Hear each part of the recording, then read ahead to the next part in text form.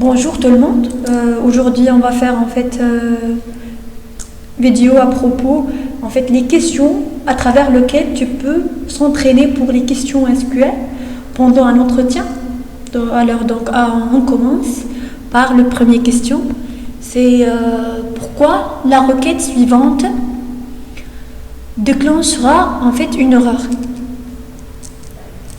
Donc, on a select product ID, la colonne product ID, la colonne product category ID, la colonne order ID et autrefois la colonne order ID. From le tableau product et on va faire un jointure par join selon une condition telle que product ID et existe dans le tableau product et dans le tableau order product. Donc ici il faut réfléchir. Bien sûr tu vas arrêter la vidéo et réfléchir, mais maintenant je veux dire la réponse. Avant cela je veux éclaircir je veux vous expliquer ligne par ligne le modèle SQL fourni pour comprendre plus. Alors, select, c'est l'instruction SQL qui indique que vous allez sélectionner des données de la base des données, d'accord?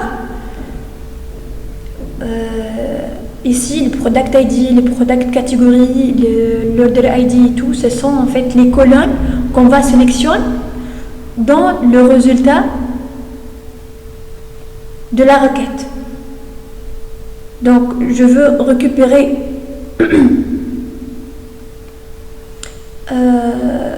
aussi le product category ID et le product ID, d'accord, de la table product, et on a fait un alias ici P, d'accord, comme en référence.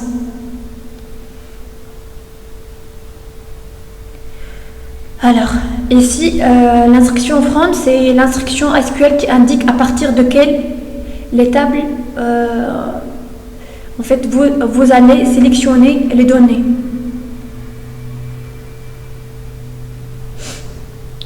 Alors, maintenant, ici, à propos, l'instruction ici, join.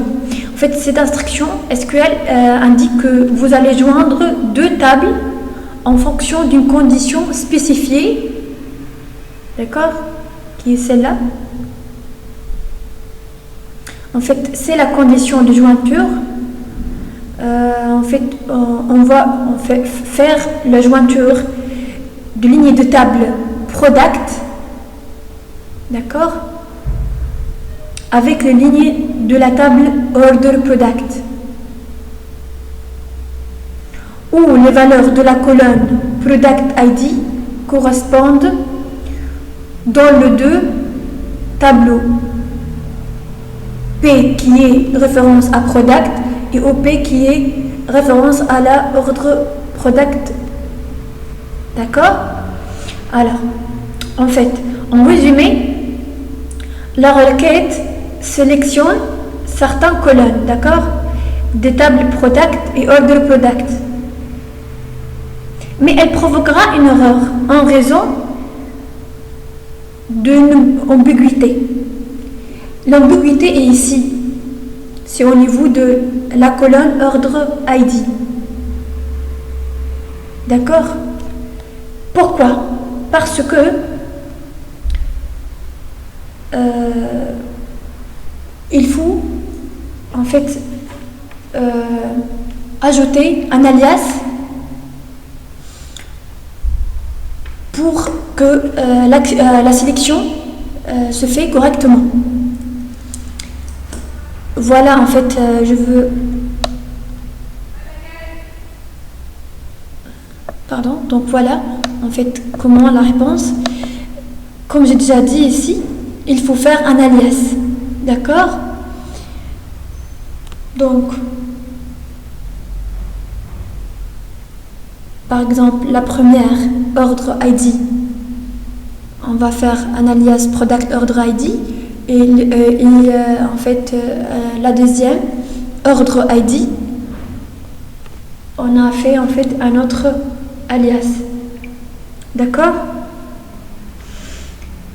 Donc, l'erreur d'ambiguïté ici, c'est créé par la sélection répétée de order ID.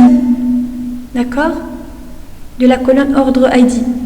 Donc, pour corriger l'erreur, vous pouvez utiliser en fait des alias pour renommer de manière unique, comme j'ai montré dans ma réponse ici. D'accord? Voilà la condition d'erreur. Voilà l'erreur ici. Et voilà en fait comment on va le corriger. D'accord? Donc, alors, on va maintenant aller vers la question 2. Non, question 2. Donc voilà, la question 2, c'est à propos ces tableaux. En fait, si on va, je veux faire... Donc, à propos de ce tableau-là, en fait, donc, la question, c'est que si je veux faire, en fait, une division entre le total et le quantity. Et, en fait, je veux le résultat est en décimal. Est-ce que on va faire convertir, tout d'abord, est-ce qu'on va faire une conversion de total au quantity, ou on va faire en fait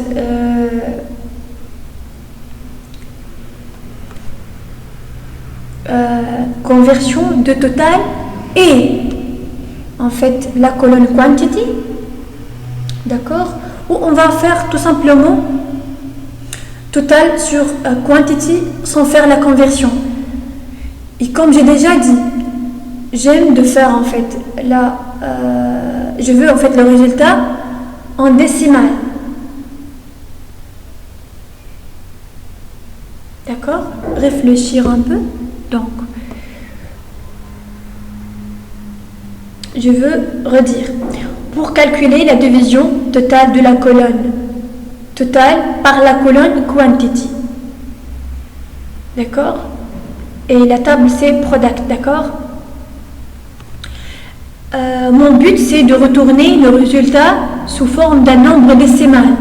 Donc réfléchir un peu comment on peut faire ça pour retourner le résultat en nombre décimal, sachant que le nombre ici, en fait les nombres sont entiers, d'accord? Et mon but c'est que le résultat doit être sous la forme d'un nombre décimal. Alors, voilà en fait ma réponse. C'est que je veux utiliser en fait cast, d'accord, cast total as décimal. En fait, cette partie de la requête convertit à la colonne totale, d'accord, on a un nombre décimal en utilisant la fonction cast. Attention, ici c'est pas un alias comme la première question que j'ai questionnée. C'est on va en fait, c'est notre but. Notre but, c'est que on va convertir total, colonne totale, d'accord, en un nombre décimal en utilisant la fonction cast. D'accord? Il faut de même faire le même avec la colonne quantity. Il ne faut jamais faire, par exemple, si on va faire en fait juste un cast pour total et non pas pour quantity, c'est faux. D'accord? Donc, il faut faire le cast pour les deux, pour total et pour quantity. Je redire et je répète, il faut qu'on va faire la fonction, il faut qu'on applique en fait la fonction cast qui est responsable à convertir la colonne totale en un nombre décimal. D'accord? Il faut l'appliquer aux deux colonnes totale et aux quantity. D'accord? Et puis en fait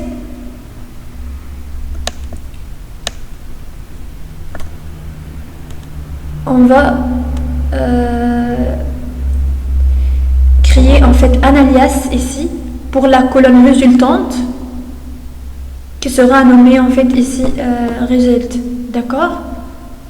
Donc je répète, on va faire en fait une conversion de la colonne totale sur la conversion qu'on a fait sur de la colonne quantity, et puis on va en fait créer un alias de la colonne résultante qui sera nommé result dans le résultat de la requête. D'accord? Alors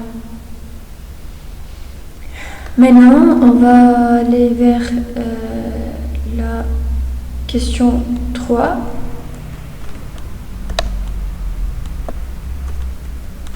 D'accord.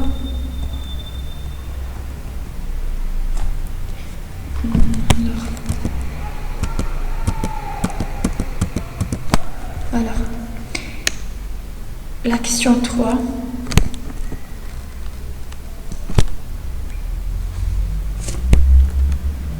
Donc, pardonnez-moi, je veux... Voilà. Donc, la question 3, c'est à propos... en fait, je veux l'écrire pour être... voilà, question 3. À propos... les jointures, en fait. Qu'est-ce que tu peux dire, en fait, à propos les jointures? Donc... je veux en fait expliquer un peu pour comprendre un peu.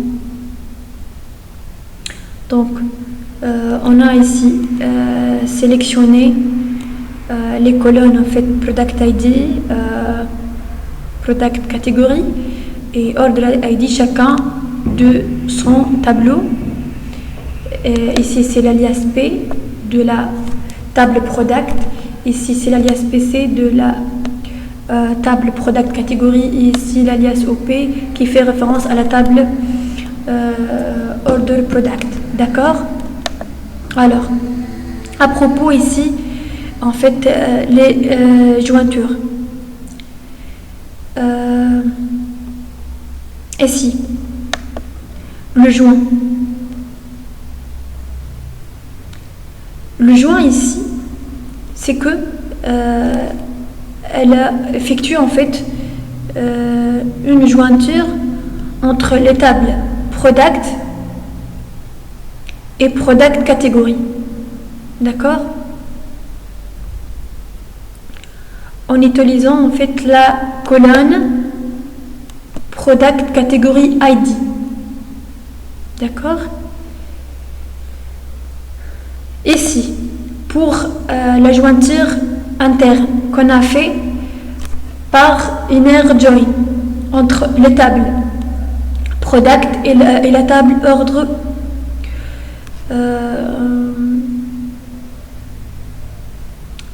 Order Product. D'accord? Ici.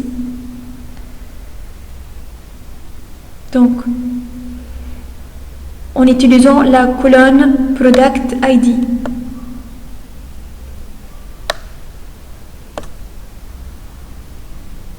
D'accord? Donc, cela signifie que toutes les lignes de la table Product seront incluses dans, en fait,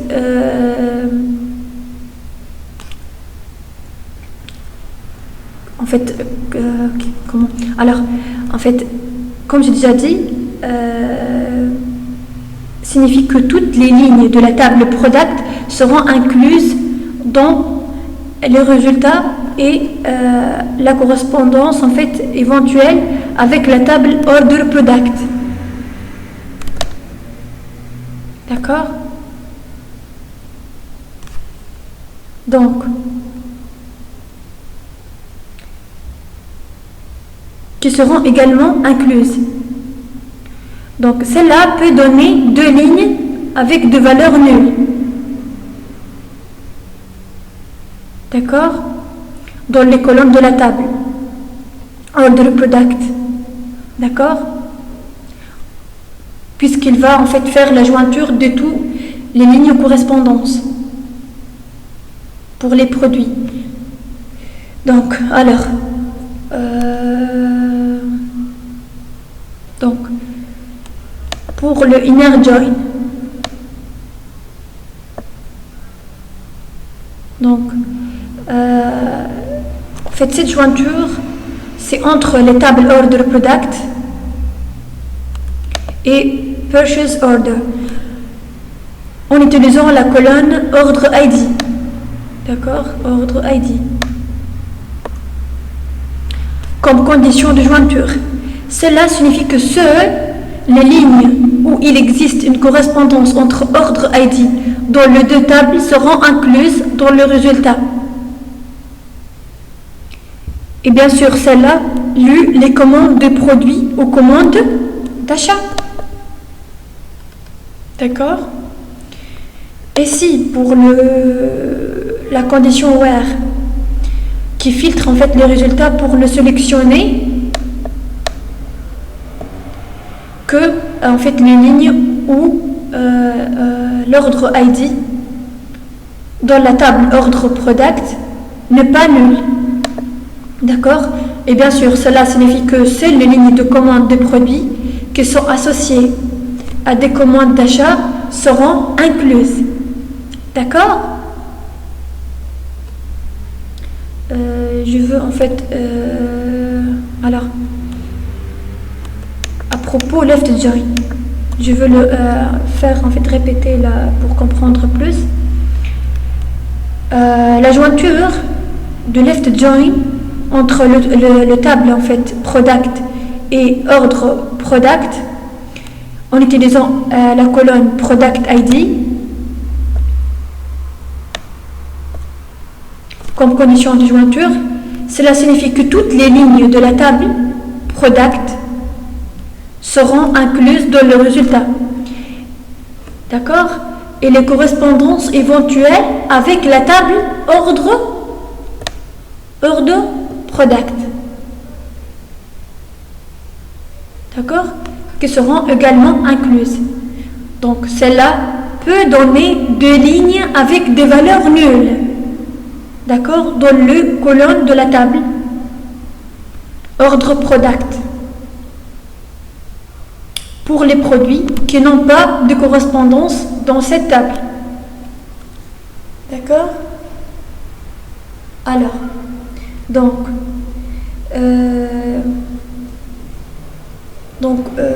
réfléchir un peu à propos des jointures de ligne 9, ligne 10 et ligne 12. Qu'est-ce que tu peux dire à propos des jointures? Alors, la réponse c'est que la ligne de code 10 a le même effet que la ligne de code 12. D'accord? En fait, de la requête ici en fait, pour